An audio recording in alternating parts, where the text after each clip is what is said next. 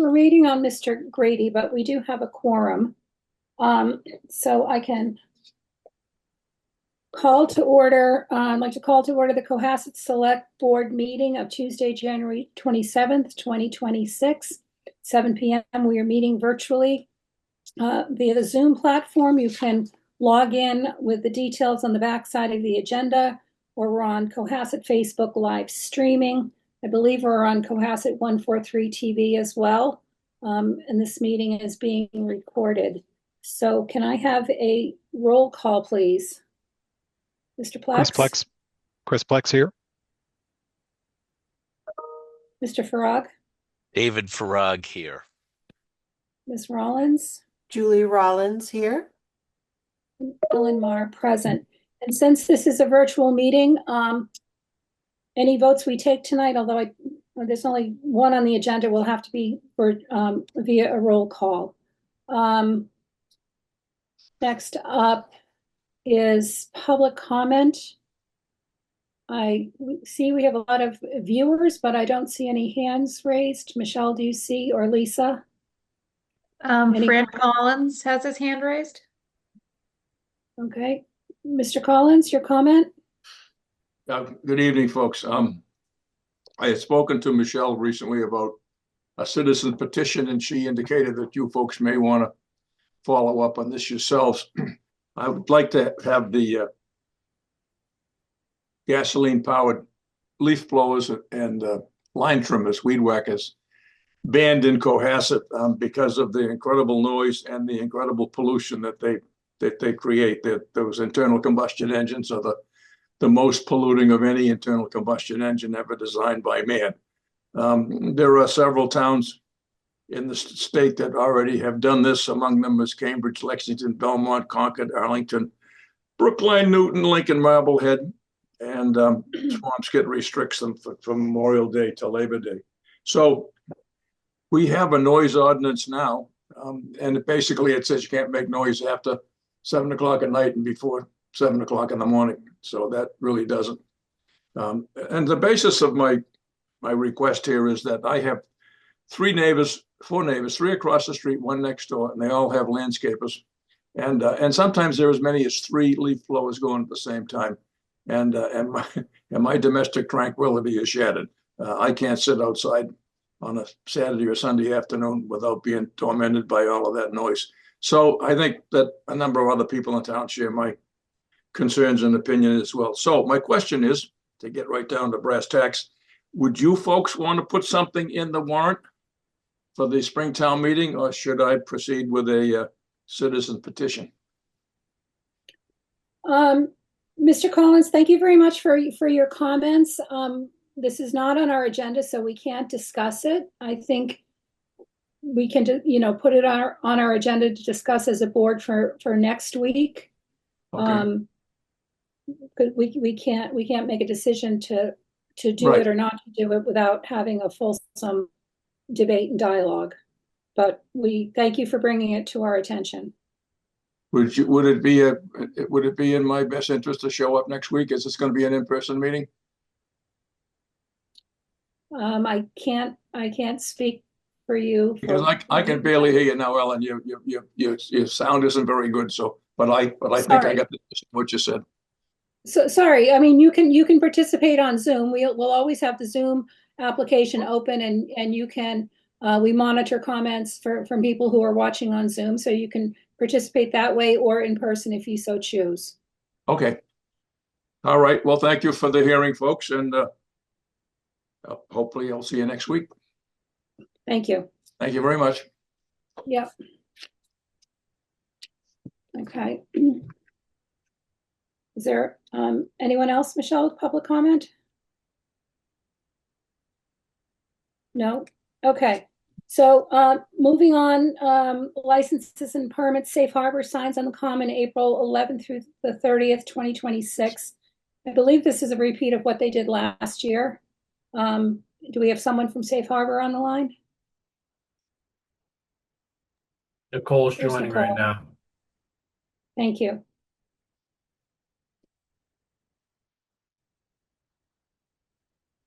Hi, Nicole. How are you?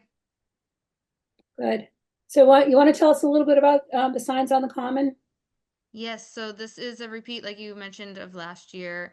It's about 42 lawn signs that we utilized during the Safe Harbor 10K walk with the Rotary. We're hoping to partner with them again this year and then move those signs to the common right after the race throughout the whole month of April to promote National Prevention Week.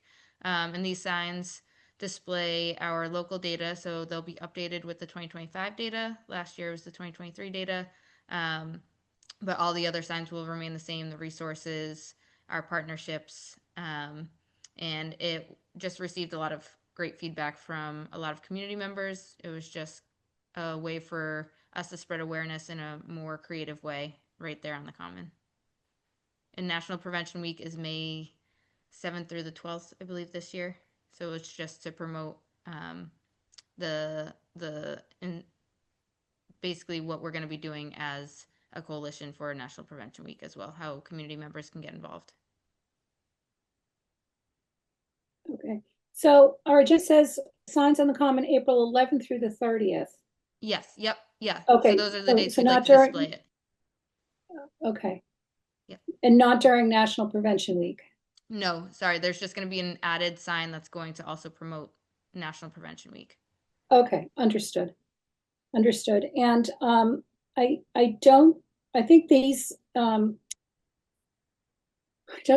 these butt up right after the library signs and the historic common signs that we previously approved? Last year was the first year we did it, and we just replaced, basically led right up to the senior photos. That's what we bud. Okay. The graduating seniors. So I'm not Anyone sure have with the any library. comments or questions? I do not. No? Okay. So can I have a motion to approve the signs on the common from April 11th to 30th, 2026 for Safe Harbor? So moved. I have a second. Second, Second. David Farag, second. All in favor, roll call, please. Chris Plex, aye. David Farag, aye. Julie Rollins, aye. Ellen Mar, aye. Great. Thank you, Nicole. Thank you. Okay, next up is the Rotary Club road race by the sea. I got a note today that Chief Quigley hasn't had the chance to vet this event, even though it's a repeat. I think this is a big anniversary event, so we're going to defer this for approval until next week.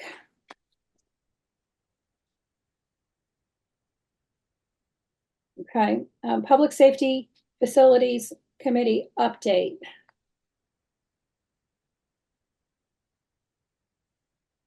So Michelle, who's Glenn. okay.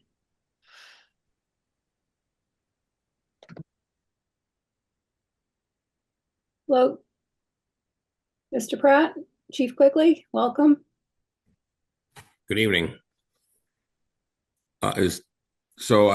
An update on the new Public Safety Facility Committee. Thursday this week, we have our meeting. We're going to be organizing the committee with the various chairs, vice chairs. And then we will be looking at the final schematic design that the architect is bringing in with the mission we sent them out on to design King Street without the fire substation. So we took a look at that last week. We'll take a look at it again this week, and we'll make a final vote. And with the idea of them being able to go to work on designing and coming up with a plan that can get us some sort of an estimate by the end of March, all with a goal of trying to come in prepared enough that you can put something in the annual town meeting warrant. We also, at the meeting this week, will be taking a look at their first draft ideas of how we can reconfigure the Elm Street building, with the biggest change being able to get the second ambulance inside the building now so it can stay usable and in service. So that is what we have going on, and we will give you a report next week also. Okay, go around. I have several questions, but I'll go at the end. Mr. Plex, any comments or questions? Nothing to raise at this time. Mr. Farag? Thank you. Because you're changing the design on it, was there any thought of rebidding both versus just one? So, for instance, if the new design, after bidding it, doesn't save as much money, there might be two options instead of one, or is that just not functional to do? Well, we're going to look at that, of course, once we see what comes in. We can have some broad estimates for Elm Street, but we don't see any way to bid that or even nail a number down, because that project cannot even start for 3 years, because we have to get the police moved out first. So everything is on the table, and we'll have a little better idea in a week or so, it seems like. Okay, thank you for that update. Ms. Rollins? I don't have any questions. Okay, Mr. Grady has joined us. Glenn, Mr. Pratt just gave us a quick update on 135 King Street. I don't know if you have comments now or if you want to think about it, and I'll go ahead and ask my questions. Ask your questions. I've got a couple that I'm just interested about.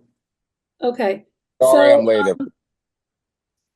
So I just want to back up. You guys have had 4 public forums, correct? That's true. And maybe about a dozen residents total across the 4 forums?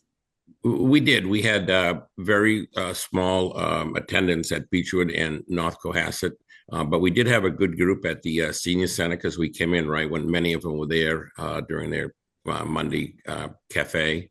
And we had a good representation on the Saturday forum we held at 135. Lots of good questions, and people are starting to think about what we're talking about now, it seems. Okay. Thank you for hosting them and for making them geographically diverse, to cover all the neighborhoods in town. I was able to attend one of them where there was one resident there. And I heard a little bit of your meeting beforehand, and correct me if I'm wrong, but it's been decided that IT and Safe Harbor will no longer be planned at Elm Street. We're thinking now that the renovation to that building are probably not going to leave much space over for any other department, but we don't know yet, because the first scheme idea is coming in this week. The big thing is to get the second ambulance housed in the building. So we'll know more. We'll have a better answer to that once we see it. So we're changing materially what originally Elm Street was supposed to be, which was a laundry list of things to, not a complete laundry list, but a list of things such as a decontamination unit. I understand the need for, a physical fitness center, because they work out when they're on shift, as opposed to they can't leave the facility to go up to King Street and back again. I understand why that doesn't work out. I don't understand why we're taking down an annex off of King Street, which could house a second ambulance, which we're not staffed for, to completely redesign Elm Street to house a second ambulance, which we are still not staffed for. That's one of the things I think David Farag was getting at. There may be still some alternatives here that we won't know till we look at how the numbers come in. It may be that we gain nothing by taking the substation off the building project on 3A. And it might even cost us money because of what we'd have to do to Elm Street, and that it may displace some other departments that we might have put in there. So everything is still up in the air right now, but hopefully in the next couple of weeks, we're going to start seeing it more clearly. Okay. Because in addition to cutting costs because you take away construction, we have the escalation, inflation, and the re-engineering costs. So it's going to be very close, perhaps, and we'll have to make a decision. We'll have to present something to you. Yeah, because originally when we were talking about Elm Street, we were talking about it with the then Capital Budget Committee in the concept of how we're handling Town Hall. in terms of, getting money from capital, and funding it through debt. And the then capital budget committee said, a $5 million number is something that, if we are funded for it from the town, we can process that. And it sounds now like, for whatever reason, Elm Street is becoming a much bigger project, and it's essentially a functioning station, whereas the police station is not a functioning police station. And I'm just concerned about it. So I look forward to the options and the designs, Glenn, Mr. Pratt, that will be forthcoming on it. I just want us to keep our focus on 135 King Street, and that's the need. And not that Elm Street doesn't need or deserve some repair, okay, but to build an ambulance bay, to get it under the house, so to speak, and we're not staffed to run it. I don't understand. I'll have to understand that a little bit more thoroughly. So I'll try to stay in better touch with you. So right. The staffing requirements, if it's at a substation and or if it's at Elm Street, are quite different. And the Chief Dockery would be the best to explain how that could work, or will probably work either way. Yeah. I wasn't, I'm sorry, I wasn't intimating that if it were housed on King Street, it would be staffed on King Street, just that it would be housed and under the roof. So Right. knowing that I think most of our second ambulance calls are what do you call them? Mutual aid calls. I don't know how often our second ambulance actually goes out on a second call, as opposed to how many mutual aid calls we make when we need a second ambulance run. Right. Well, of course, you never know, but the department does have some statistics, no doubt, we could find out about. Okay. And okay. All right. So those were my two primary concerns. All right, Mr. Grady. I do. And they kind of parallel yours to a degree, Madam Chair. Glenn, I was at most of the meetings, but some of these things have just come up. Again, I am really concerned about Safe Harbor and IT moving out of where we earmarked them for at Elm Street. That's a big concern.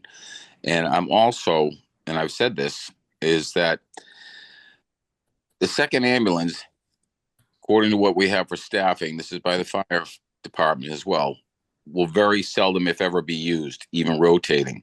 So by expanding that station down there, and which is cost, what would be the difference, which we've got to find out from Dan Plata, his crew. So we're taking away, we're adding on to Elm, but we're taking away from King, which is a priority. And you're also taking away from maybe a future constituency, people that live over on Beechwood. Now, if you have that ambulance up there, I've always been for, even if it's boxed out, for having that area complete. Instead, we're adding on to Elm and we're negating King. Our priority right now is our police department. No going around that. But we're doing a redesign now where all the mechanicals were going to go in that annex. Everything there. And is it cheaper?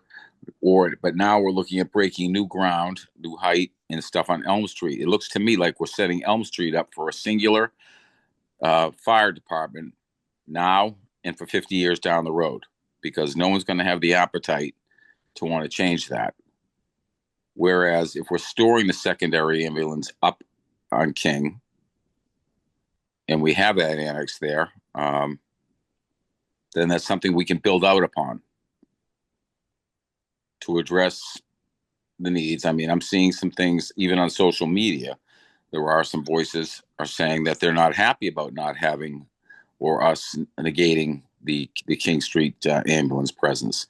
So I'm pretty concerned about that. And this group has gotten very big, but now it is charged. And I think we should have a focus on something like that. That's my thoughts on it. I think that the the committee tends to agree with you, Paul, and we're now trying to get everything on the table so we can have some comparisons and present something intelligent for the board to decide on. But everything has been tipped upside down, and having a second fresh look, which is what we thought we heard when it was pulled from the town meeting last time. So we're almost there. We're still a few weeks off from being able to answer those questions, but I think the committee tends to agree with where you're going. But in sitting in the meetings, and I've sat in plenty of them, as you know, and I know that Ellen has, it seems to go round table. In a group that big, there is always going to be a dissenting voice, or someone's going to send it down another dark alley. We've got to come up with some consensus. This has got to be, again, we are without a police station right now. The chief put up, we got fined again or cited again, and that's going to happen again and again and again. And if I don't mean to speak for the chief, but I think they're getting pretty sick of us.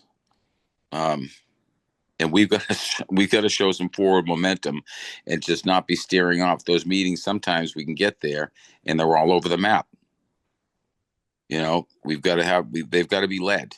So again, my thoughts are, and I'm going to put it right out here, and they've never changed, is to at least have that annex ready. It doesn't have to be manned. They can go up, rotate the ambulances, because they're never going to use it anyway for the time being with our current staffing, instead of adding on to Elm. And then taking what our original plans for Elm, which, as Ellen just said, we had a different financing mechanism altogether, which could work, but we seem to be starting to aim for the stratosphere on Elm Street. Well, I think we had a pretty good arrangement in the last set of plans, and I'm under the impression the fire department did too. But I don't see putting on another addition on Elm Street, because again, we're locking ourselves into a station for the next 50 years, because no one's going to have the appetite to change that while the town still grows around us and Beechwood fills, and we'll still have that same problem. At least we're ready for the future. Understood. All right. Sorry, was someone going to say something? Yeah, I just had my hand up. All right. Yeah, just regarding the second ambulance, and I know we've talked about this in a number of different ways, and we've heard from the fire department, and their view on it, to a certain point, has been that they can provide medical care from the fire trucks, which is great, but that's only great to a point, because you have to move the person from there, and the fire truck cannot do that. So if the first ambulance is gone to South Shore Hospital with somebody, then we depend on mutual aid from another town, and in some instances, that town has been Marshfield, which is almost a half hour away. So I don't know.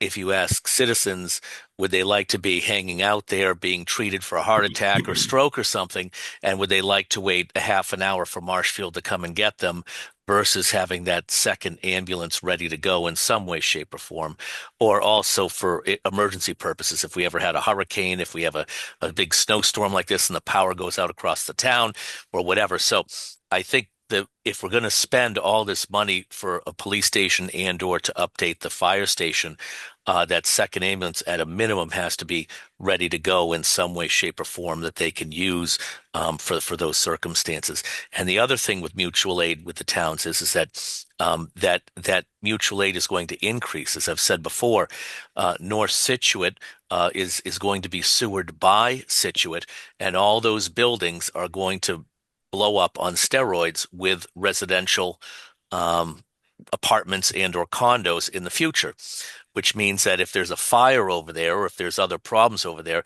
our Cohasset ambulance has to go over there, Scituate has to go over there, and the like. So we know in the future with the towns around us that the mutual aid, they're going to be busy with future engagements. We're going to be busy with future engagements. And like I said, if we're going to spend all this money to have a second ambulance sitting collecting dust, doesn't make any sense to me, and I'm sure it won't for the citizens. So in some way, shape, or form, that second ambulance has to be ready to go, at least in my view. Thank you. One of the other things we have to keep in mind too is we're not just running an EMS department. So if we had the staffing and we had 2 ambulances out working, then we have nobody there to take care of a fire if it comes in. So there's a lot to it, and the chief and the firefighters certainly have a lot of answers and good viewpoints on it, which we can probably get to at some point. Okay. All right. Well, thank you very, very much, Mr. Pratt. Please keep us posted, even if, well, now that you're going to be a charge committee, your minutes will be We will. written and approved and posted, so we can keep ourselves updated there. And probably it's better to have more frequent updates now as we head into the warrant season and town meeting, so that we can all be on the same page and support what we all collectively feel is best for the town of Cohasset. That's it. Okay. Anything to add, Chief? No, I think you guys have covered it all. I just, as you guys have said, the need for a police station is urgent. We're shovel ready. We're easy.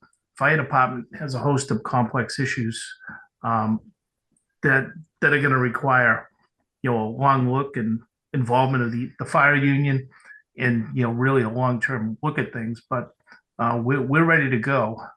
So I just ask that you keep that in mind, and if these projects have to be broken up in some fashion, because it's going to be impossible to get a price for Elm Street and find the proper, to right size it and get the proper scope for the fire department that's going to work for 20, 30, 40, 50 years. We can't, no one's going to hold a quote for 3 years. So it just presents a complex set of problems and issues, whereas we're ready to go. Right.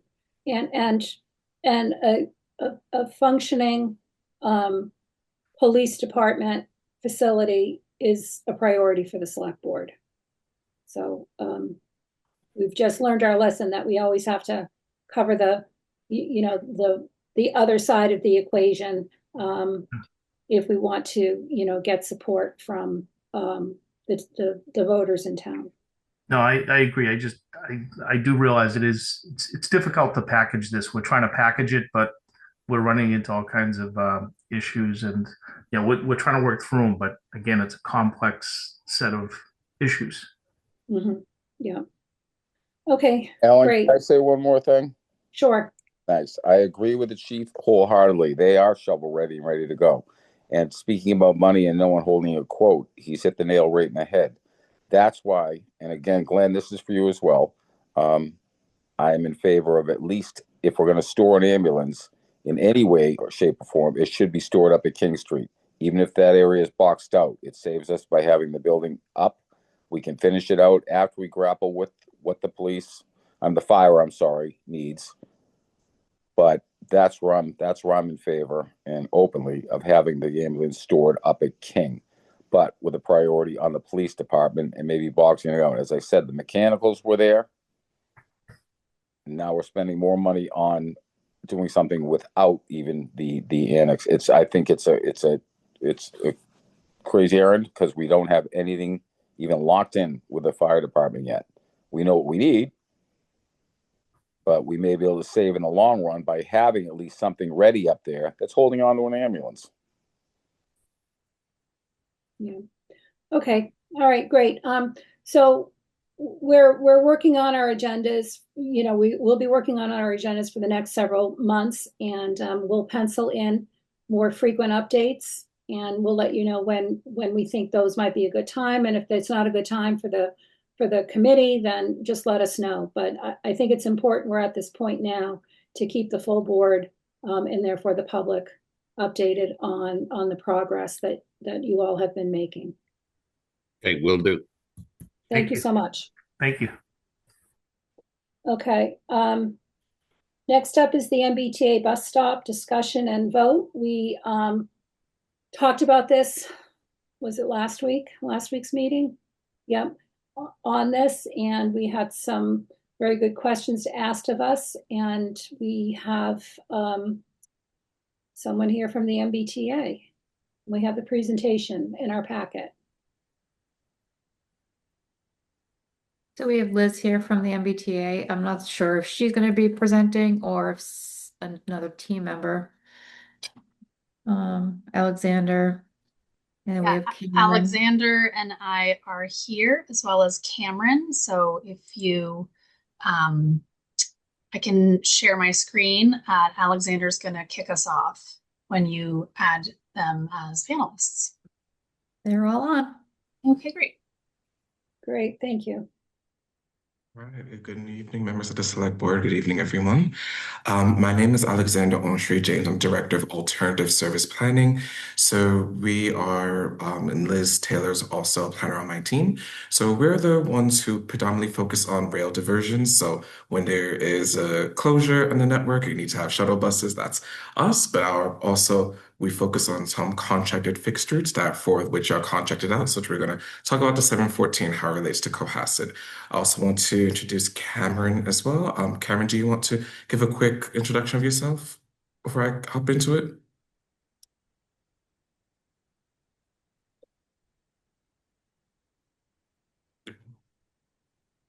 I'm not sure if he's speaking, if you're mute, but Cameron Doty is the Director of Government Affairs, so he's also joining us this evening. So wanted to give one quick overview of the 714, what's it about, and then we'll get into the meat and potatoes of what we're asking for, particularly with the bus stop here. So without further ado, I will do the introduction and then I'll pass things off to Liz to carry us through. So just want to set the table with the Route 714. So this is a service that goes from Hingham to Hull, and it's right on the Cohasset border. So we just want to tell the little story of how it's originally was private companies over the years, and then the T began to indirectly operate the service in 1977, formally got a route designation in 1999, and our team in February 2022 has assumed responsibility of this contract and for this route. So we've done a lot of major improvements, such as having a T-branded bus, being able to have fare integration, and so you can use your Charlie card or your contactless payments. We've improved the GPS tracking and also strengthened the contract so it's more accessible and safe for all users. So we did quite a bit of work, and we also now leading into the BSAP project, which we can explain what's next about that one. So again, this is just an overview of the route. Again, as I just described, currently it's an hourly service, although we do have something that's special that is starting in April with a service pilot where we'll be introducing a second vehicle in service. So then there'll be a bus every 30 minutes, 7 days a week, so with connections to the commuter route and Nantasket Junction. So there's opportunities that we're doing based on direct survey results that we've heard from. This route is a fixed stop route. So what does that mean? Sorry, it's a flag stop route. So what does that mean is that there are not physical bus stops there. Majority of it, you have to flag the bus down.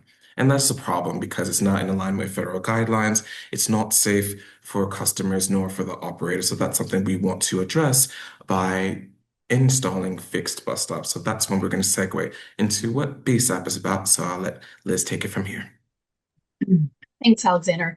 So the everything needs an acronym. The Bus Stop Safety and Accessibility Project, or BSAP, is for our two remaining flag stop routes at the MBTA. So one of which is the 714 and the other is the 716, which goes from Mattapan in Boston through Milton to Canton.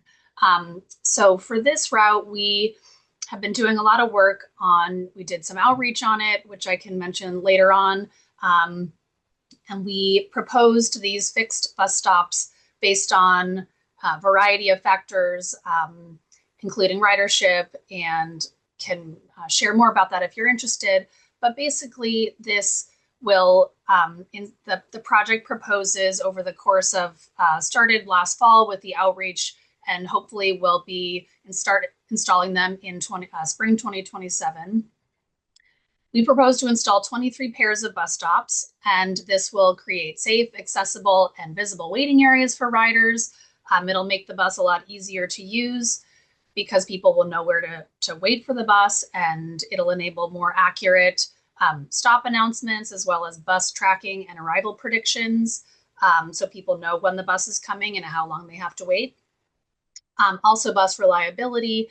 And as Alexander mentioned, it will align with federal accessibility regulations. So we will be doing this in phases because of funding restrictions. So we'll plan to do the proposed stop at the Cohasset and Hull and Hingham border up through the Alphabet Streets in Hull. That's the current proposal. And yeah, note that this stop does not show the new stop at Nantasket Junction, which is also going to be happening. So the public right-of-way accessibility guidelines, or PROWAG, was passed in 2023, and that is the main impetus for this project. It has certain requirements for what a bus stop has to be, specifically the landing pad and a connection to crosswalks and a pedestrian network. And so we incorporated these guidelines into the system-wide guidelines for bus stops, and that is what we've been using for planning the changes to this route. So as we're planning the different stops, we've categorized, working with our system-wide accessibility department, the different stops into tiers, with the tier 1 being fully accessible and really nothing needs to be done, to tier 4 where we can't use it as a bus stop until significant changes are made. So the first 3 tiers can be basically we can install a sign and use the stop, but over the course of 3 years, we would need to make changes, some changes to tier 3. So just a little background. So the reason we're here is the stop in Cohasset. So for this, it's a pair with one side, the southbound side is in Hingham, basically on the bridge or just right over the bridge, I think the Weir River. And then the northbound side is in Cohasset, and you can see the location here. So I'll show in another slide an aerial view of the different options. So we were asked to present another option that's not in Cohasset. So the other option could be in Hull across the bridge on the right-hand side of the screen. And that could work and meet our requirements. And it might be tier 1, but we just need to confirm with measurements. And we probably would need to install a crosswalk given the distance from the other crosswalks. So here is the aerial view. As you'll see, they're not that far apart, but we chose the first option in Cohasset because it is closer to the crosswalks. It's closer to what we think are the main ridership drivers in the area, which are the Easy Mart and the different restaurants and maybe the church. So that was the main reasoning. But the other option in Hull, because there already is the curb cut as shown on the other slide, we could install a crosswalk there, and we can go out and measure and see if that would be a good option. So just to summarize, we chose the Cohasset location because of its location to destinations in the crosswalk, and it doesn't have the restrictions of the retaining wall like that other location. But the other location could be possible. It just does have a few more cons. So that's our main reasoning for it, but we're open to the other option. Just wanted to quickly show the ridership. I'm not sure how many of you are familiar with the route or anyone who rides it, but in FY25, which is from July to June, there were about almost 40,000 passenger trips. So we're nearing our pre-pandemic levels. So that's about 131 riders per weekday.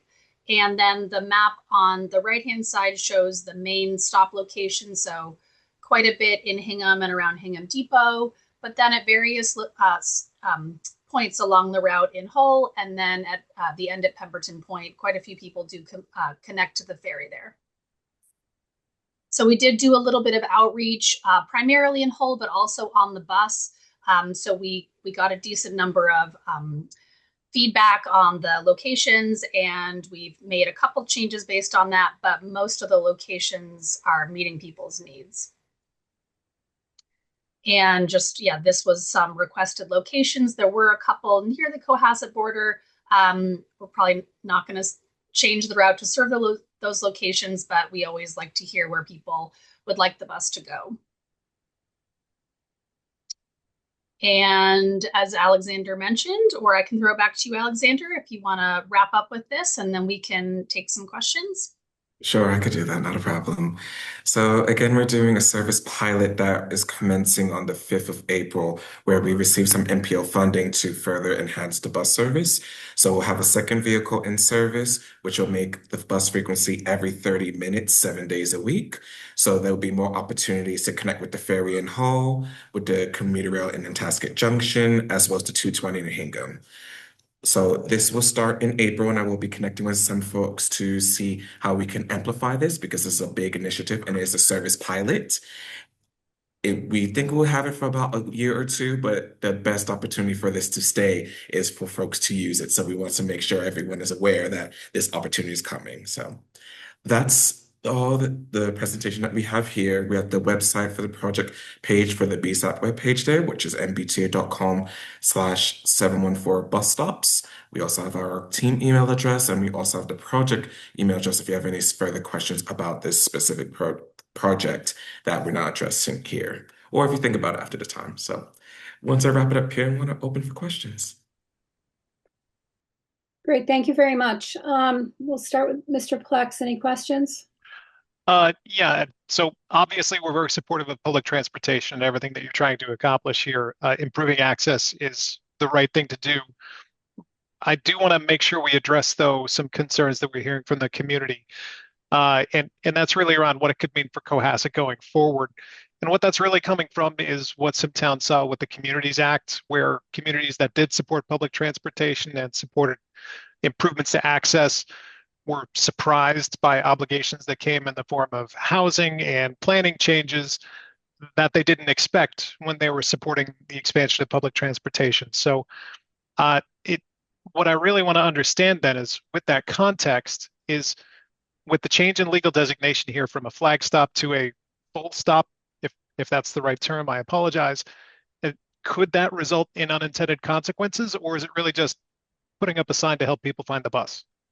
Hi, Chris. Cam Doherty here from the General Manager's Office at the T. I'll make a brief disclaimer and just say that I'm not representing the Executive Office of Housing and Livable Communities here, so I'm not, a representative of the MBTA Communities Act, despite the agency I work for. I will say, though, Cohasset is a commuter rail community, as you all know, right, from the work that you all have done in coming in compliance with 3A, but this would not change your legal standing. It's simply, it's a route that currently exists. It's just a physical sign that would go in place there. So it wouldn't change anything there. The only reason you have that designation is because you have a commuter rail stop. And so that wouldn't change with the installation of a permanent bus stop sign. Okay. So really this is, let's put up a sign to help people find the bus. That's the extent of it. That's correct. Great. Thank you. Ms. Rollins? I'm curious if anyone knows how many residents from Cohasset use this this bus route. Have you guys been able to track that? Do we have a sense of ridership in Cohasset if this is a need? So, go ahead, Liz. No, you want to go for it, Liz? I was just going to say, we don't have that kind of data on who rides the bus. I will say there are quite a few people who use cash to ride the bus, so there's no way we can track who those people are. So we really don't have that data. Do you have anything else, Alexander? If you could go back to the slide where it shows the demand.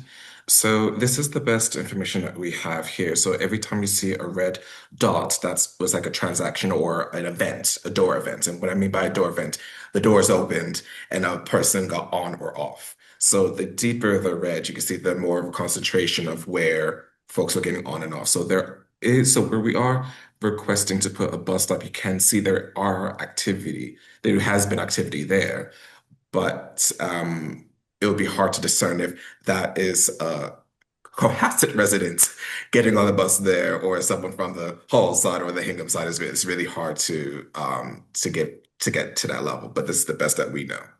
Okay, and this I love the graphic. It's really hard to tell from the color of the dot. Like it could be 500, it could be 1,000. So I'm not clear on how many people, like a door action occurred. So one person got on the bus and one person got off. are you able to tell how many people are getting on and off of that flag stop? Are you able to tell me? Because I can't tell from the diagram. So I would say, if I'm make sure I'm reading the legend properly, it's between 0 and 499 because the smaller dot is that range. So with the concentration there, it would be between 0 to 499, which I know is not exact number what you're looking for. So from 0 people to 500, and you guys don't know. Is that right? This is over the course of a year, so we can certainly follow up with more concrete numbers, but it's not the most heavily. It doesn't have the heaviest ridership on the route, that's for sure, and it is right in that area, so it could be any number of people, from the different towns, with it being right on the border. Okay, and I think you mentioned survey data that you had. Did you survey folks? And I'm wondering what the Cohasset surveys showed you. Like, what sort of surveys did you do in Cohasset? And also, did you do any public forums or any information gathering in the town of Cohasset to find out whether or not it would be useful for residents? So if I could take a step back on addressing the survey question and so go forward. So what we did was, the reason why we did the survey is because after we've done all that work, we said, okay, what else can we do to make the service better? We wanted customers to give us that North Star so we know what further initiatives that we want to do. So over a year ago, we did the first ever pilot fixed route survey for covering all 4 of the routes, saying, okay, tell us what is it that you want? What is it that you need? How can we make this better for you? So that's when we heard the themes of, we want more frequent service, which we're going to deliver on with the service pilot, as we spoke about before. We've heard that customers do not like the flag stops because there has been some issues with folks getting left behind because it's not clear that they're getting on the bus and the bus comes once every hour. It's not nice. So that they've asked us to address that. They've asked us to improve connections to the ferry, which we spent a lot of time internally with Director of Ferry Operations, as well as more connections with the commuter rail. So that's why we're introducing that as service variant in the springtime. So we took all those bits and bobs to be able to give this guidance of what to do. So we blasted it out in terms of reached out to many different municipalities through our external affairs team that Cameron's on. So they reached out to different municipalities, different groups. So based on whom responded was what we were able to tally up. And those were the biggest things that they were saying. So we would have to go back to see specifically if someone said, I'm a resident of Cohasset and this is what I want. We can definitely go back and give you that information to see what's there. But those were the general themes that we've received from the respondents. Okay, thank you very much. No problem. Mr. Farag? Thank you. With this bus stop, would this change any MBTA assessment to Cohasset? We already have the commuter rail, but we'd be creating a full bus stop here. No, it shouldn't, because the bus service is already there. It's just literally saying, hey, you can get on the bus at this point.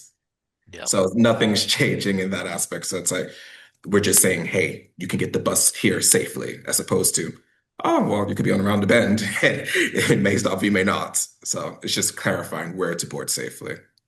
Okay, thank you. No further questions, Ellen. Thank you. Sure. Mr. Grady? Yeah, just a couple of them. So how many fixed stops are you planning on putting in Hull? I don't have all the numbers in front of me. They are mostly in Hull, I will say. How many planning on putting in Hull fixed stops? So I see it. I just don't have it close up in front of me. I apologize. No, that's okay. So we're planning to put in 23 pairs of stops, so that's 46, and so that's 40, 45 and 44 in Hull, I think. Although no, 42, because we'd have one at the commuter rail. Okay. So most of them are in Hull.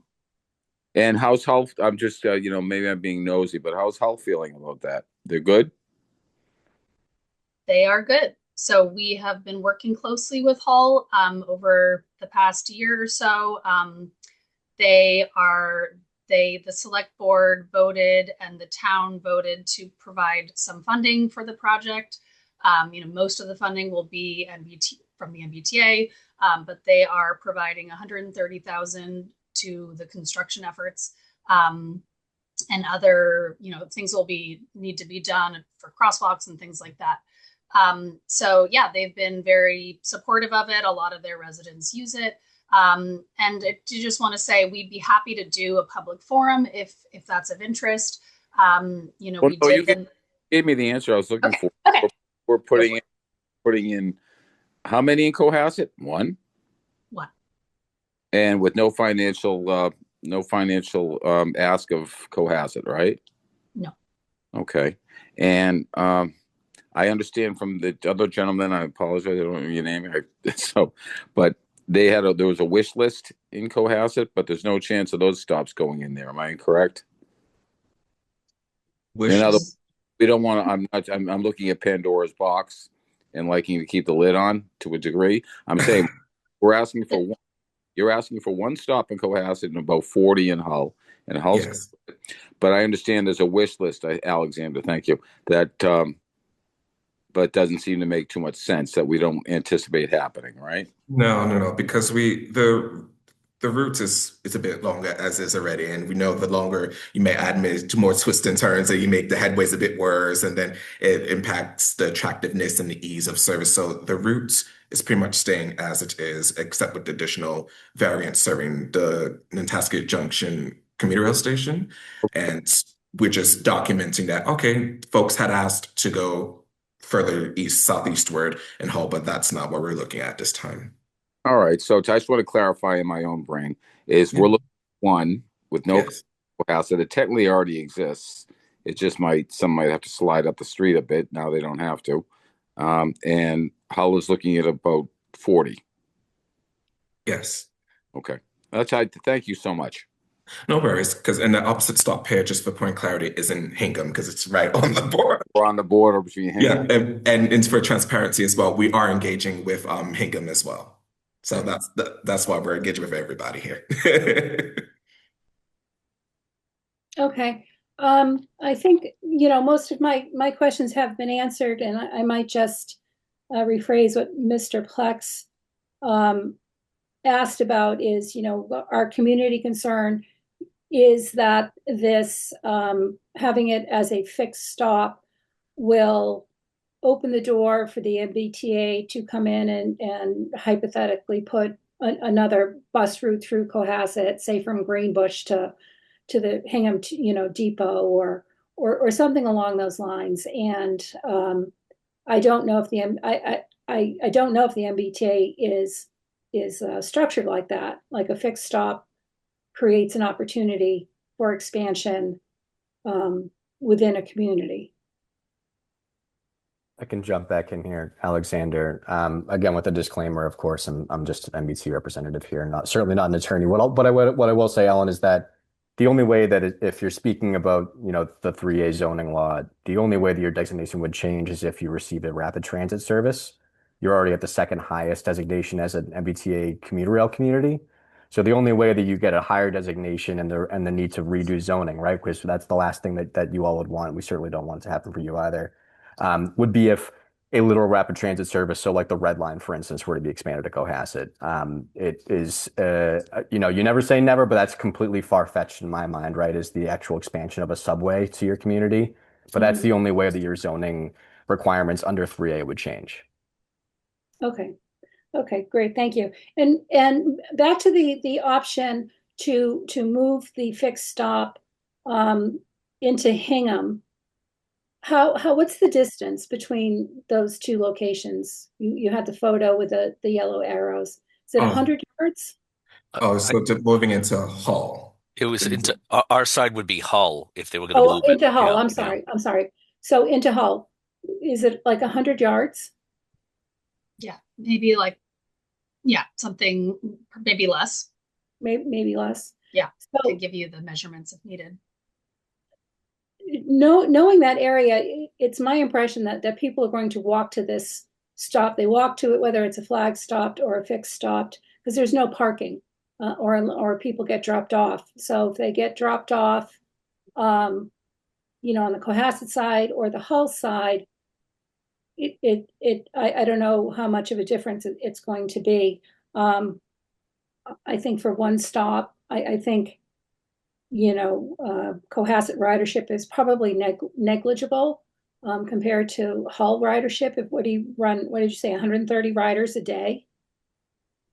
And it runs every hour on the hour, 24 hours a day? Oh no, not 24 hours a day. From like about 5 a.m. to about 10:30-ish. 10:30 is 11. So it's about every PM. hour.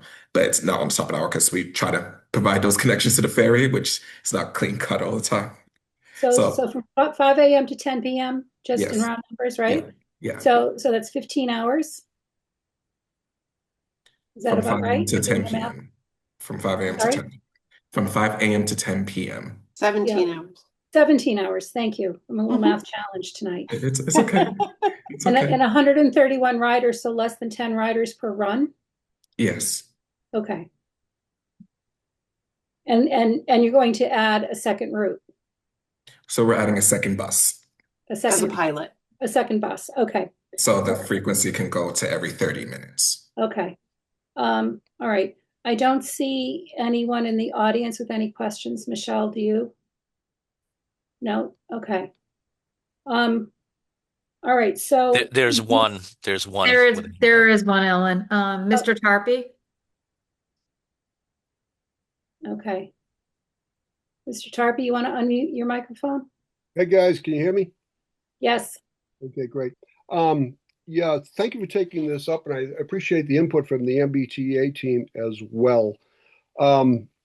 Just to clear up a couple things, I've actually walked the ground, as I'm sure some of the team has, prior to the storm. Initially, this was portrayed as a kind of an upgrade from a flag stop to a bus stop. There was never anything there to indicate that there was a flag stop in Cohasset. The entire 714 route, as has been described, was a flag stop. So this is new. There's no previous, the idea that Cohasset has been historically served by a flag stop is a reach. I would say to Ms. Marr's comment that Cohasset residents haven't ridden it, or words to that effect, or the benefit to Cohasset residents is nil, would be very accurate. I don't think you could find a Cohasset resident that have a bus in that particular locale. So this is all new ground that is being breached. To Mr. Grady's idea about the number of bus stops in Hull, as a young person, in the 1960s, I used to ride the bus from Mattapan down to Paragon Park on the forerunner of this route. So there's a long history between the MBTA and Hull in terms of bus service. There isn't one in Cohasset, and there isn't one for a reason. And going back to Mr. Doherty's comments about the 3A Act, when the Greenbush station was put in Cohasset 20 years ago, nobody could have imagined that we'd come under mandates from the state to put in multi-unit housing. It wasn't even considered. That's what's known as the law of unintended consequences. I note that Nantasket Junction has been added to this route fairly recently. I don't think it would be a reach to see down the road a mandate saying that we have to add the Greenbush station in Cohasset as well, or going further down 3A to the North Scituate MBTA commuter rail stop as well. So again, 20 years ago, when commuter rail was put in, nobody thought that the state would leverage MBTA presence to demand towns and cities do things that may not be in their best interest. Cohasset does not have an MBTA bus stop now, and from what I've heard tonight, there's no need for one. I've walked that ground. I know where the existing place is located, and I know where the alternate, the option 2 is, and it's, to Ms. Marr's question, somewhere between 50 and 100 yards distant. In view of the fact that there's no benefit to Cohasset residents, I don't see any need for it. Thank you for considering my comments, and I'll listen in some more. Thank you. Thank you. Okay. So does the board have any further discussion amongst ourselves? Shall we, I think you have another hand up, Ellen. Alicia Babcock? Ms. Babcock, are you there? Yes, can you hear me now? Yes. And I'm sorry, what is your address for the record? 9 Eldridge Lane. Okay, thank you. No problem. I would just like to support everything that the previous speaker just said. I am in agreement on all of that.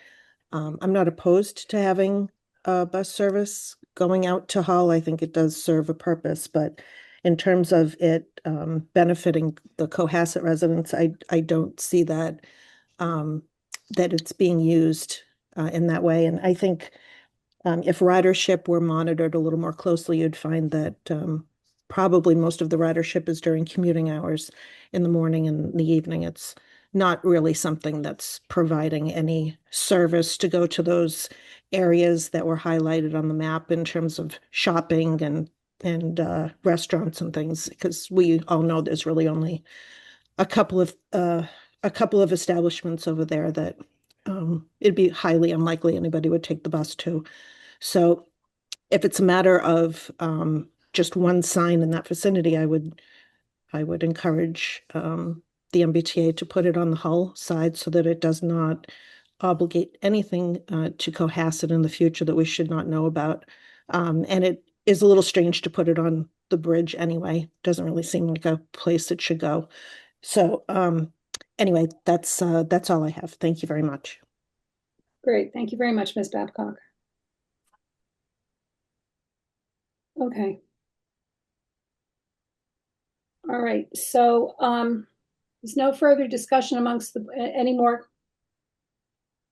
I No, I don't. one more question, and Okay, Mr. Brady. the external affairs guy, Cameron, I believe.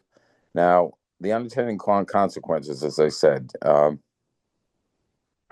if the MBTA wanted to expand the bus line or services, as I think was mentioned, going from, say, that line, cutting over through downtown, which is crowded enough as it is, over to, say, Greenbush or to Situate, what would be the process in doing that?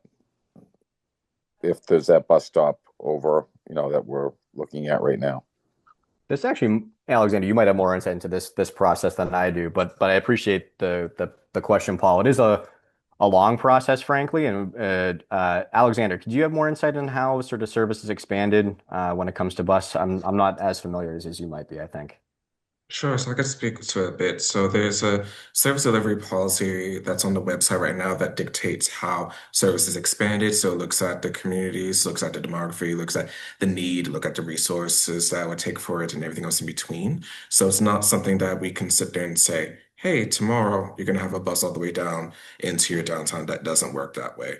So it's a collaborative approach. So let's say if you did want a bus, then that starts the initial conversation, the analysis, see where folks want to go, where the major traffic generators are, and then you plan it through that way. But it's nothing that we would come down and say, the bus is coming in tomorrow. It's not that sort of thing, because it has to be in agreement with the town and make sure it goes to where folks want to go to. So, and also do want to be clear as well that we have no plans of expanding the bus going down further into the town. It's staying on that same route, and I know it's literally on the border between Hull, Hingham, and Cohasset, but we don't have any plans to reroute it to bring it deeper into Cohasset. Because again, if that was something we want to do, it's still a conversation we would initiate first to see, is there a need? Do you want it? Where would you like it to go if you want it to go there? And if it's not a need and you don't want it, then it's not something we would impose. That's not how we do things at all. That's my question. So if it wasn't something you wanted to entertain, so we're not opening up the box by putting, say, this one stop here, and say you wanted to use Cohasset as a stepping stone to move there, to here, to here, to here. No, not at all. Again, it would be a collaborative approach. So it's like if you come to us and say you want, then that's when we can do the analysis. So if we think it's a good idea for something, then we still have the initial conversation. We do not arbitrarily say we're throwing the bus in and powering through. That's not how we work at all. Thank you. Not a problem. Okay. Yeah, and I think the main difference between this particular topic, of this fixed stop on Route 714 and the MBTA housing initiative is whatever they call that, the green communities or whatever it is that was a mandate to all communities that had MBTA services, as opposed to this is particular to a particular route in particular towns for a route that already exists. So it's not even a new route.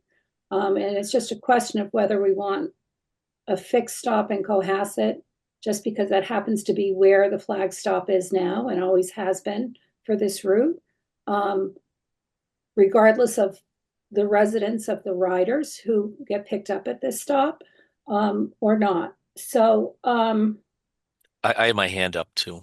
okay, yes, Mr. Farag. Thank you. Just to go over what you had just said as well. I think any other expansion beyond this for bus service, this is an already existing bus line.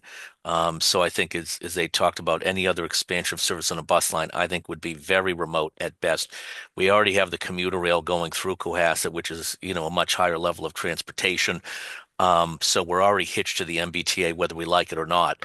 So the idea that this is going to create some new engagements with the MBTA, well, we're already engaged with the MBTA.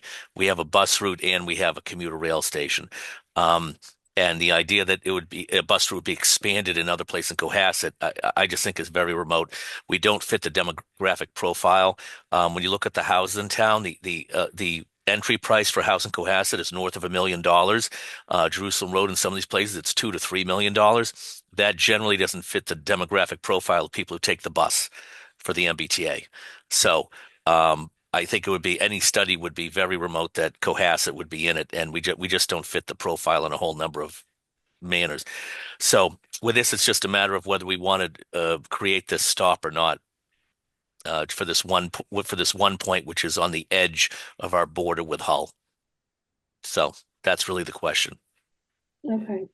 All right. So I will ask for a motion to approve a fixed MBTA bus stop on Route 714 in Cohasset as proposed. So moved. Is there a second? Second. All in favor, roll call. Mr. Chris Platt? Plex, aye. Mr. Paul Gray. Sorry. I'm Julie sorry, Paul. Rollins. Julie Rollins, aye. David Farag, aye. Ellen Mar, aye. Okay, so you have your fixed stop in Cohasset. Thank you very much for your time and for the very thorough presentation and explanation of this existing route. And let's remember, it just goes to Hingham Depot to connect to the 220 bus, which connects to Quincy Center. So if you're commuting even further, getting on the Red Line in Quincy Center, that's a lot of commuting. Anyway, all right. Thank you all very much. Appreciate your time. Thank you. Thank you.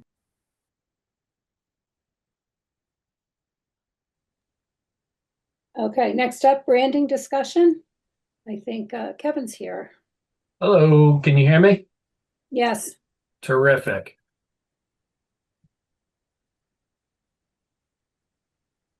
So here we go. So what I'm going to present is kind of a branding packet that we've been working on. Me, Michelle has had input, and Megan James. This discussion really started back in, excuse me, April, when we looked into redesigning our website. And when we were working with Civic Plus, who is our website provider, we had to create a branding package for them, color schemes, fonts, layout design.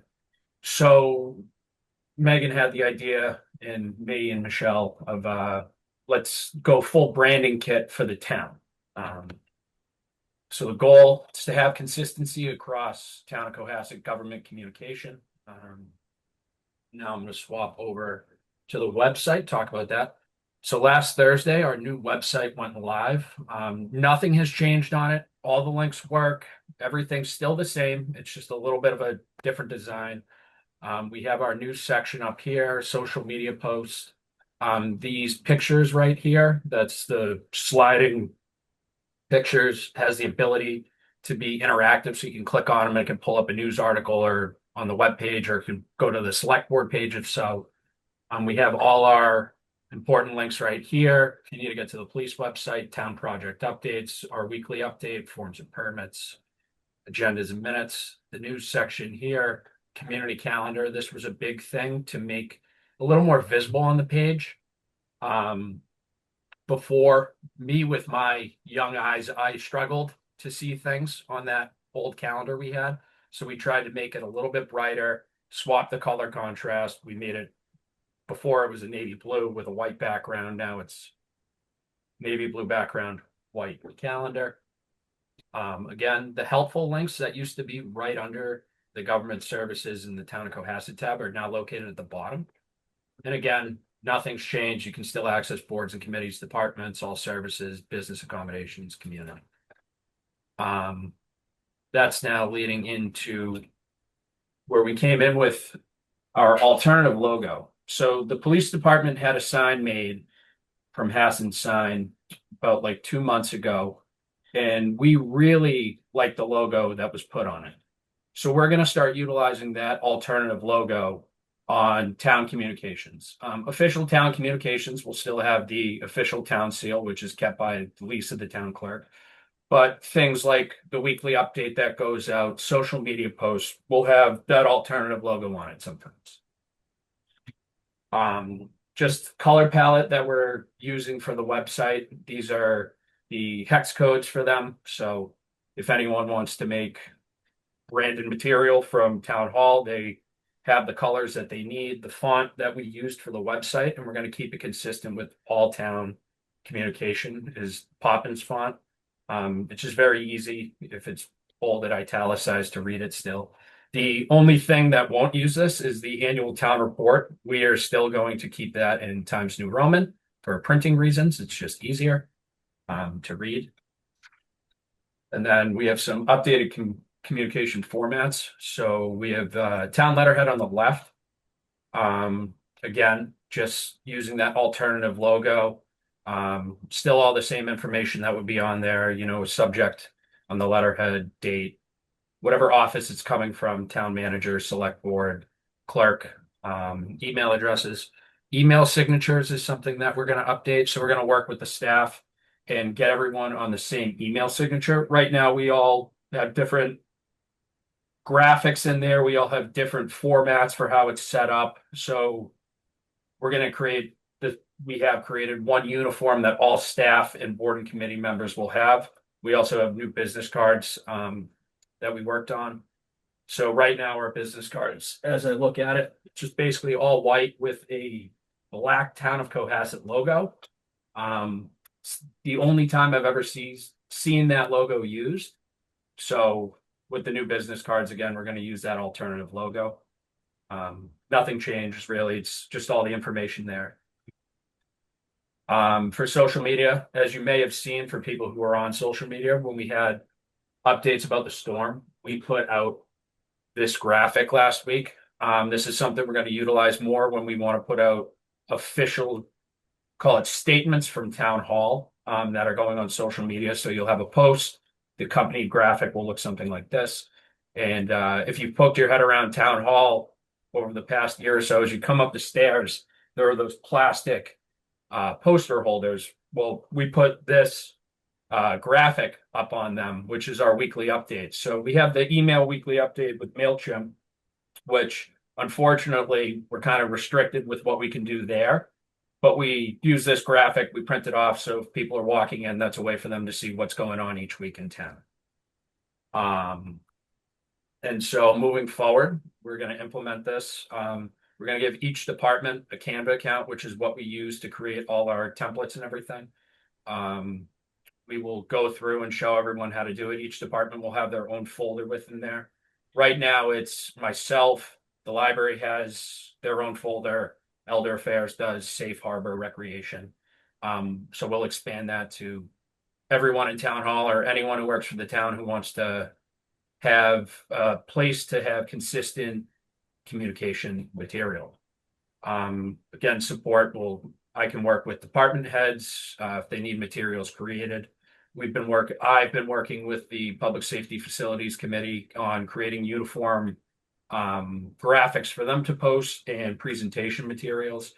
Same thing with the assessing department. Recently, they've had a couple presentations. I've worked with Jackie Mullahy on creating kind of for their department a department branded PowerPoint presentation. So with each department, they can all be the same structure, but they can have a little flexibility so that it's their own customization. And the last thing, again, it's just consistency. Keeping the brand consistent, the tone of the community, maintain accessibility, make sure everything's easy to read, that the information that we all need is on there, and just allow for departments to be flexible with how they approach it. That's my elevator pitch. Any questions? Thanks, Kevin. Ms. Rollins? I'm just wondering what additional cost this has been or would be to us. Is there any decision that needs to be made, or are we just No, this is what's no, the vote? I'm curious about what the vote is tonight. Is this about finances or just as branding discussions and a vote? So I'm not really able to comment yet until I know what the vote's about. Yep. So Julie, I think the vote is to use a logo versus the town seal just on communications.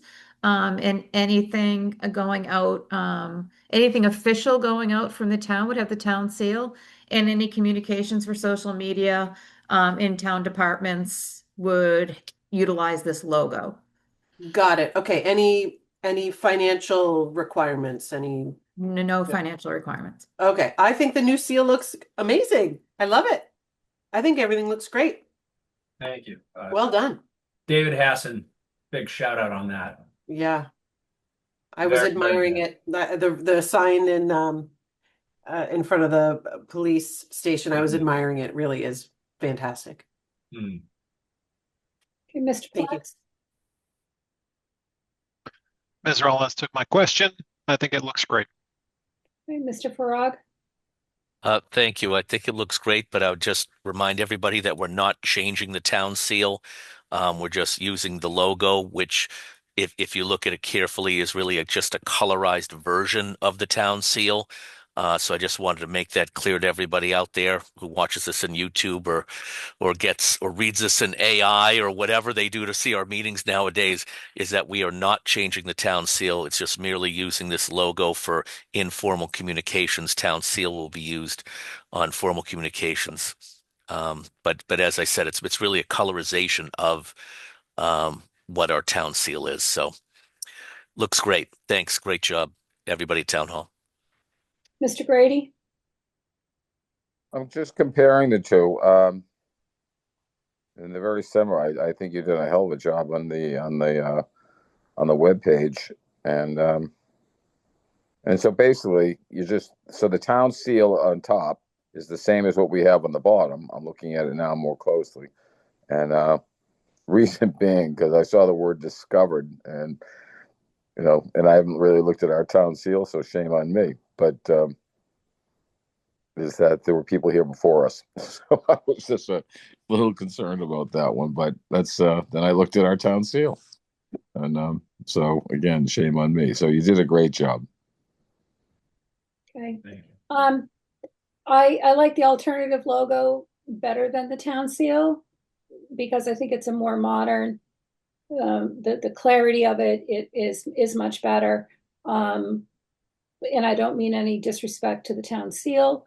It's been in place for years. I like the idea of consistency. I like the idea of consistent, email signatures, and perhaps Kevin, you can share with each select board member how their signature could look on their email communications that are from our official cohassetma.gov email address. I would like to see this. I'd like to see, reports and information that we get be more formalized in the sense of, not a blank Excel sheet that's not dated, that doesn't have any kind of town designation on it. We do a lot of reporting, you know, in Excel, in Word documents, and I think if we could, you know, formalize it a little bit more, that would be great. I did notice the new website. It looks clean, it looks crisp, so thank you for all the work on that. And Kevin, on it, where you had the, what I did notice on the old website on the bottom, there was a bar tab that said link to videos, which would take you to the YouTube playlist of all the different boards and committees. Yep. So if you can see my screen now, on the top of the homepage over here are 3 icons. Yeah, we can't see your screen. Oh, how about now? Can see you. Nope. Okay, let's try this again. Tough look for the communications guy not being able to communicate. Okay, so I got that, it. yeah. So here on our home screen, there's our Facebook, our Instagram, and if you click this button right here, pulls you right to YouTube.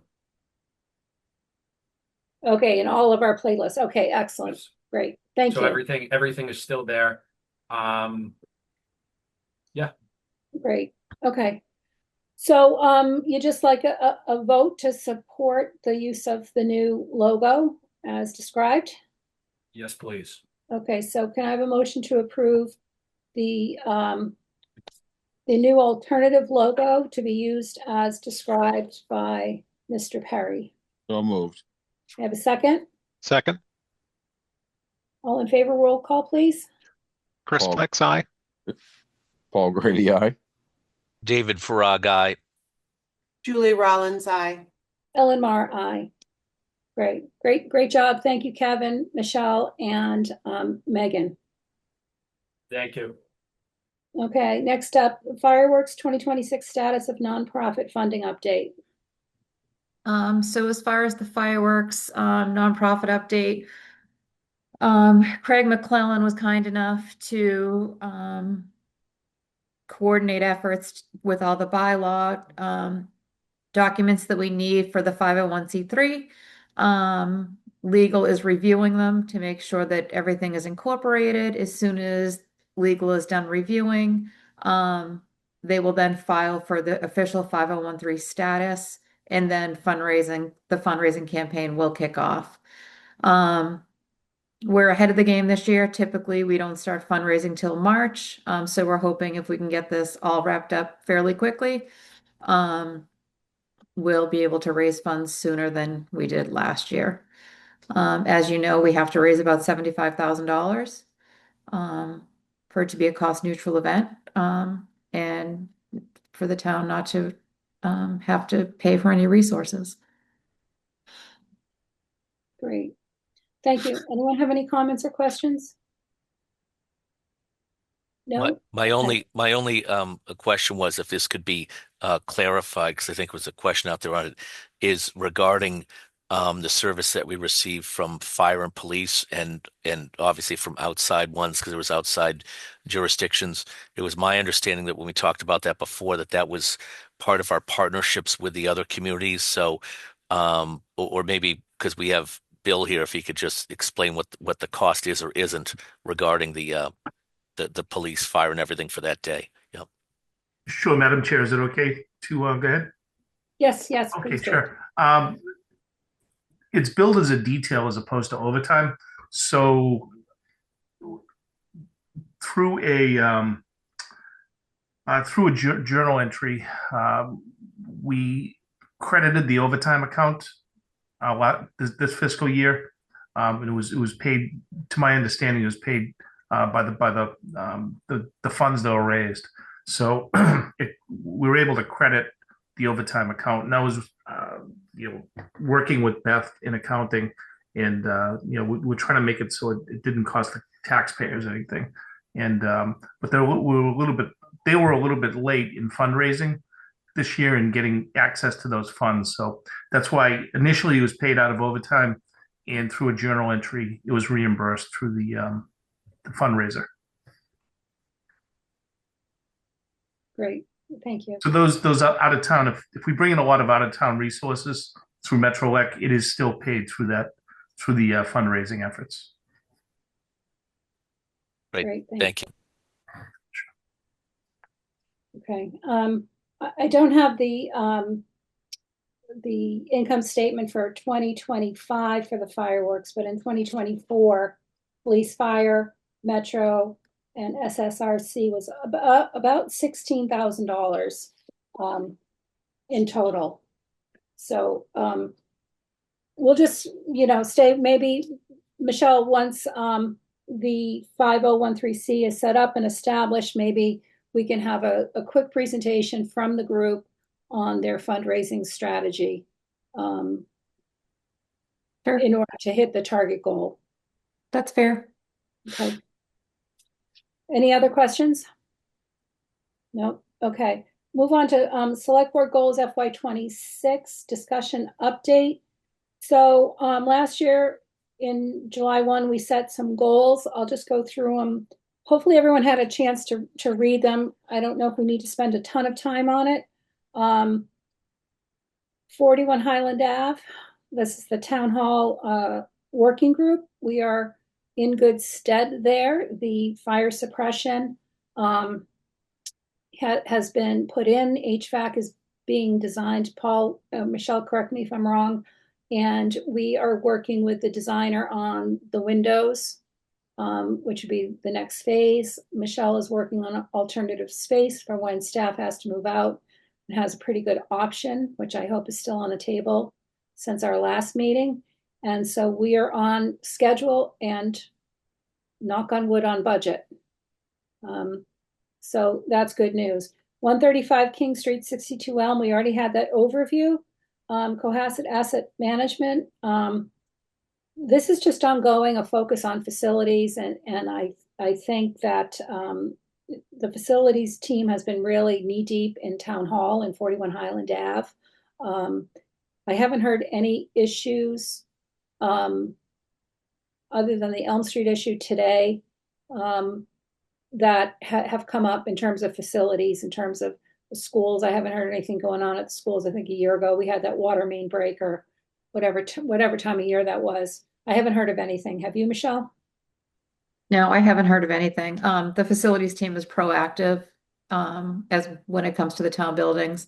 Something that they were talking about today, which was interesting, due to the snow load on the school roofs, they have someone coming to inspect to make sure the snowfall this weekend won't impact them. So they're taking a more proactive approach to everything. So hopefully we won't have those larger items. Are you talking about the future storm that we're expecting on Sunday?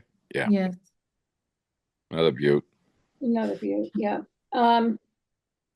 So this is one of my personal things I like to keep focus on is protecting our assets. I think we've seen, off and on social media, people complaining that we never take care of things. And I think having this as one of our goals lets the community know that we are invested in the things that, the town owns and is responsible for, and to do the best that we can with the limit, the guardrails that we have. The next one, boards and committees. We haven't done anything on this. We've been kind of busy on this. I don't know if anyone has any bandwidth where they might want to take this on. Tracy Connors and I, we started putting together a folder of all the charges of the committees. It's on the shared drive, but honestly, I haven't looked at it in quite some time. So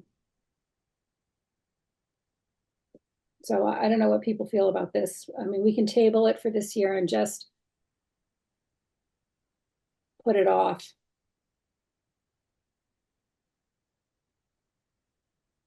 Well, okay. Do we, sorry, Ellen, I know you were about to move on there. I'm sorry, I went a bit slow. That's all right. One of the bullets says provide resources to board committee chairs and vice chairs, best practices, agenda setting, running meetings. Does the town clerk already do that? I think she might. Or do we already have something?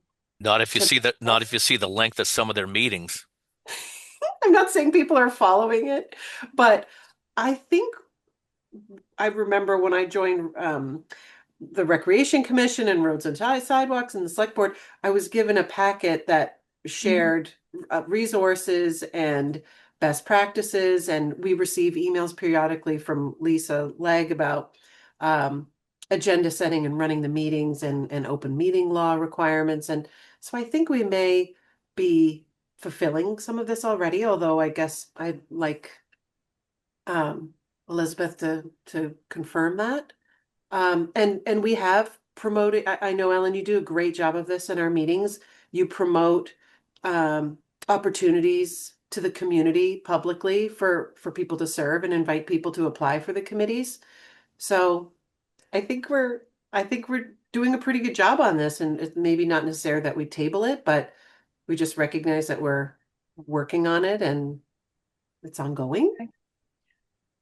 All right, well, thank you for that, Julie. So you're correct that when you get sworn in, you get the Cohasset Board and Committee Handbook, which kind of details out everything, from running a meeting, setting an agenda, open meeting law, things like that. And I know that Megan James offers sessions on open meeting law.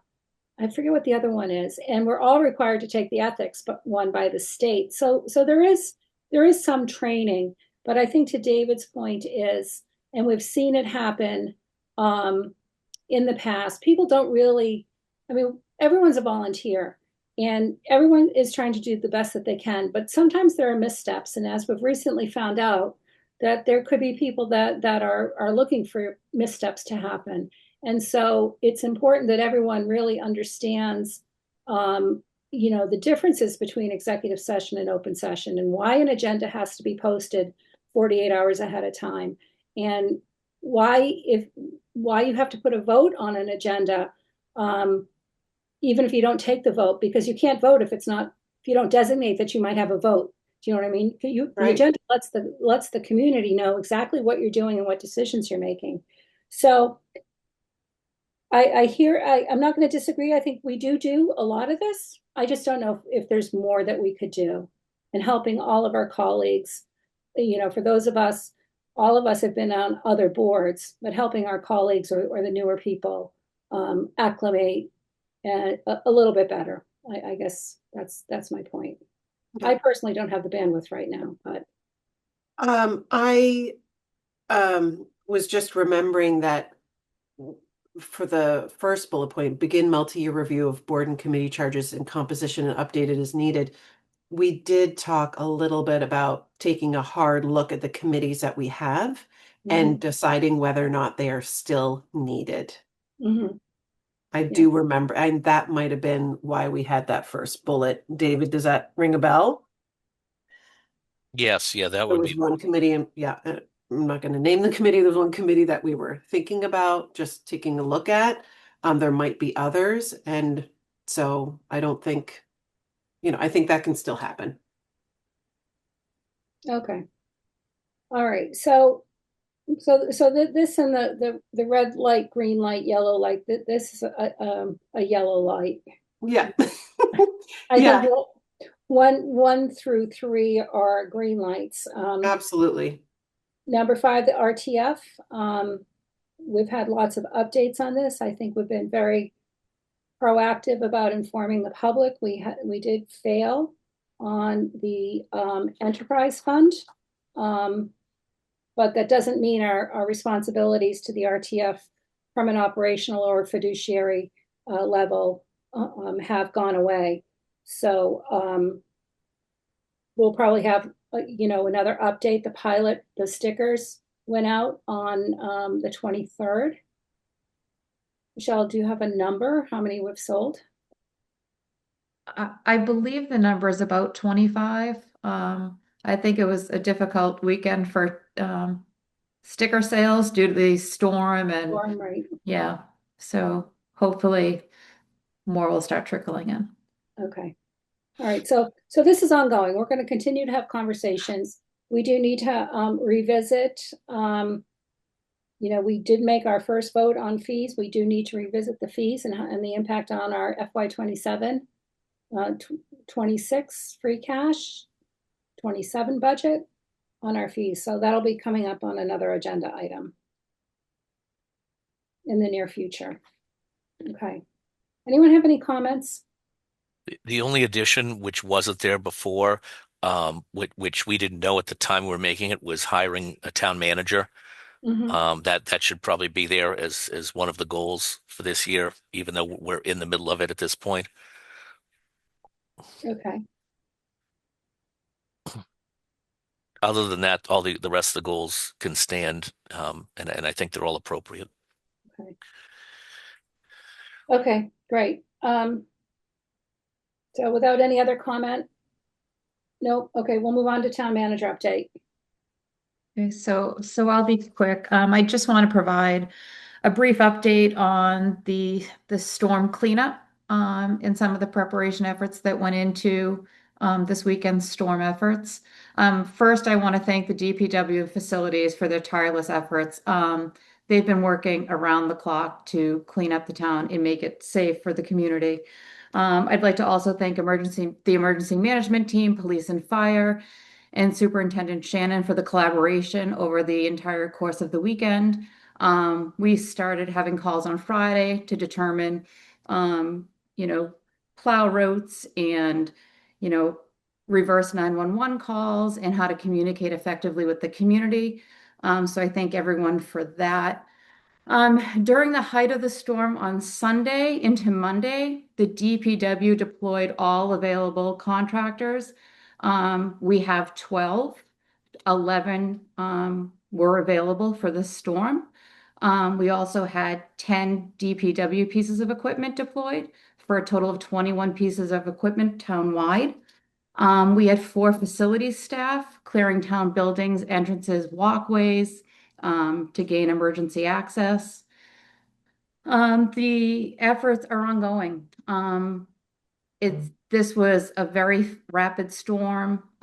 It came in fast and it dumped a lot of snow. So the main challenges with this event was the long duration of the snowfall. We had several pieces of equipment during the course of the cleanup. We had 9 pieces of equipment fail that needed to get repaired during the course of the event. We also had some contractors' equipment breakdown. So there were things that, weren't within our control.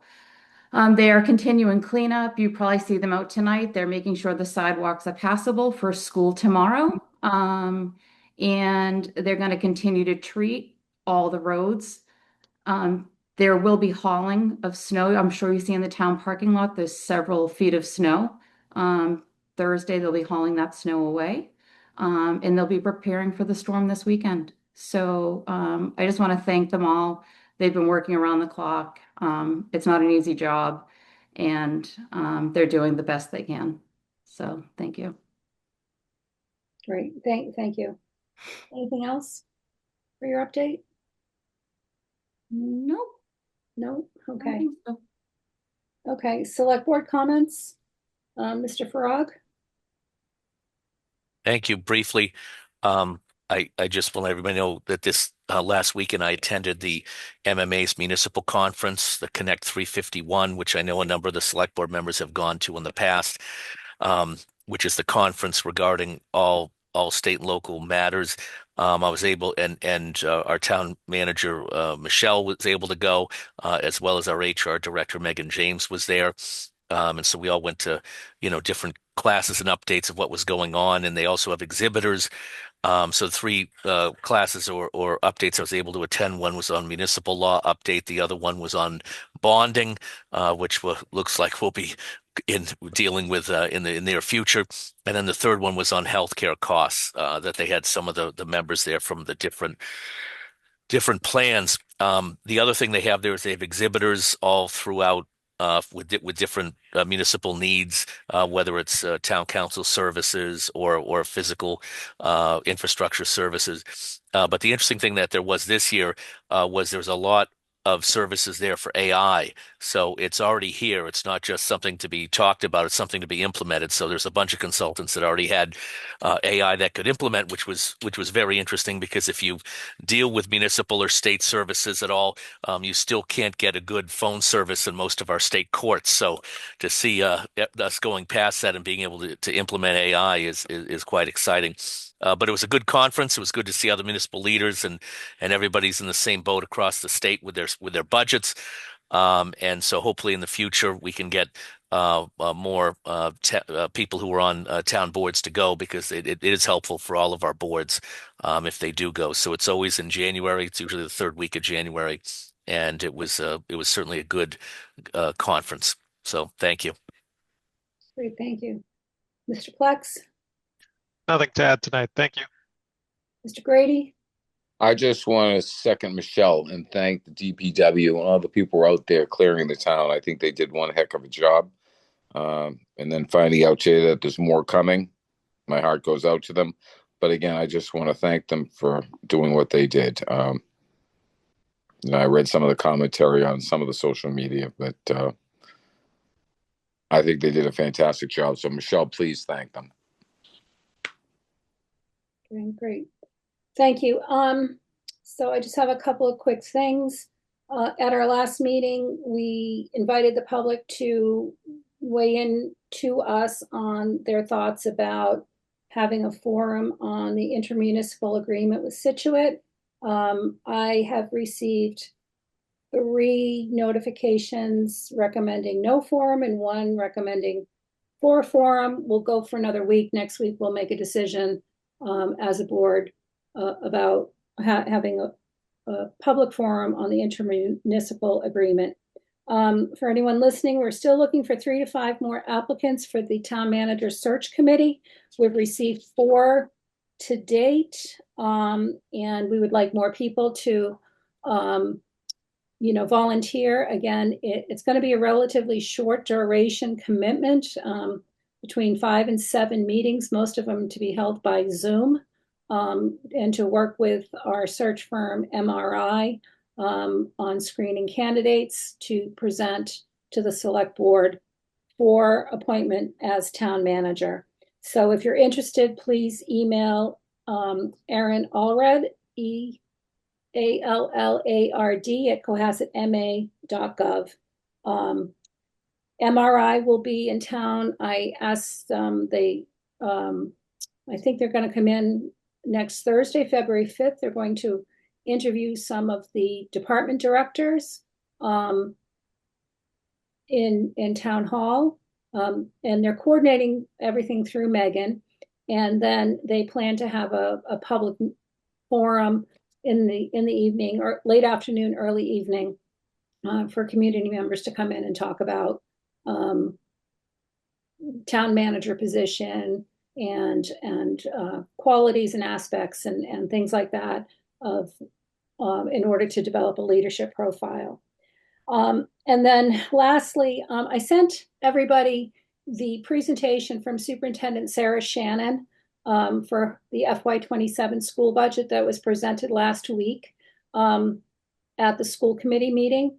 I know Ms. Leary and Superintendent Shannon are working closely together on budgets. On their ask, I request that everyone really familiarize yourself with the budget so that when we get the presentation, I think, Michelle, is it going to be a joint meeting with advisory school committee and? That's the intent on February 10th.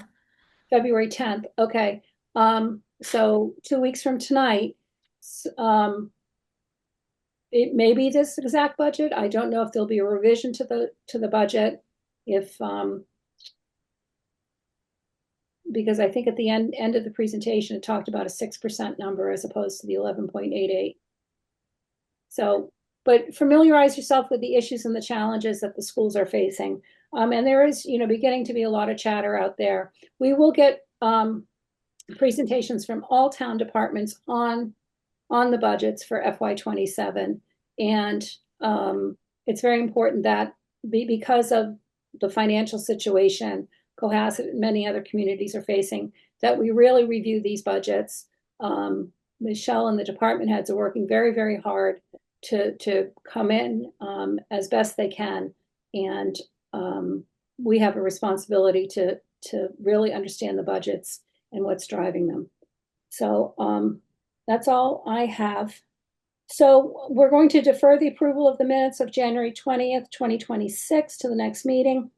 There's no topics not reasonably anticipated. So at 8:44, I'd like a motion to adjourn. So moved. May I have a second? Second. All in favor, roll call, please. Paul Grady, aye. Chris Plex, aye. Julie Mr. Rollins, aye. Okay. David Farrar guy. Ellen Mar, aye. I got to figure out a better way, you guys. I'm sorry. Maybe we should, I don't know, go in alphabetical order. I don't know. Yeah. We I should, think- it's not you. Maybe we need to come up with our own system. Well, we Yeah, go yeah. right to left, so it works the way down the aisle. It should be chair, vice chair, and then down from there. That's probably the. Did you look? It's Maybe- always been like the other way, but we'll figure it out. When we're all sitting together, we always go like left to right. That's So- right. Yep. Yeah, we go left to right, so it's that's why. All right, everybody. Thank you so much, and we'll see you next week. Good night, Thank all. you. Night. Good night. Have a Thank good you. night.